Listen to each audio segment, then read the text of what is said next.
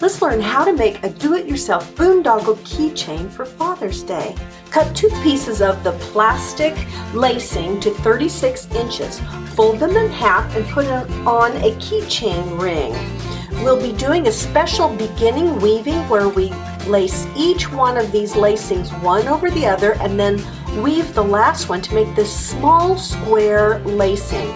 The details are on the website. Then we're going to repeat a lacing pattern the full length of your keychain by taking the 2 side pieces and looping them over and then weaving the 2 up and down pieces over into this small square. Always pull them tight and it will lock into place. Trim the ends of the lacing and then you're all done. So making a do-it-yourself boondoggle keychain for Father's Day is going to be a hit with Dad. For more Father's Day and craft ideas, come on over to welcometananas.com and join the fun.